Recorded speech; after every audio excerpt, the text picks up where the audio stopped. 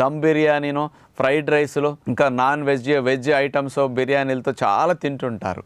అలా తిన్నప్పుడు క్యాలరీస్ అండి ఆడవారికైతే 900 నుంచి 1000 క్యాలరీల వరకు అలాంటి ఆహారాలు తిన్నప్పుడు లోపలికి వెళుతుంటాయి.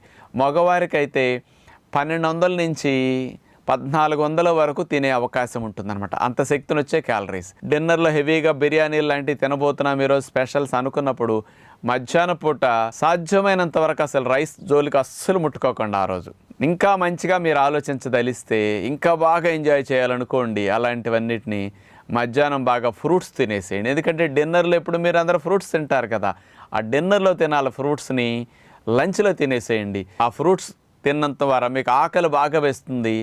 మంచి ఎంత డిమాండ్ ఉంటుందంటే శరీరం ఇంకెప్పుడు పెడతాడు అనిపిస్తుంది అనమాట. అలా కోరినప్పుడు మీరు ఎప్పుడు కూడా తినాలన్నమాట. అసలు రోజు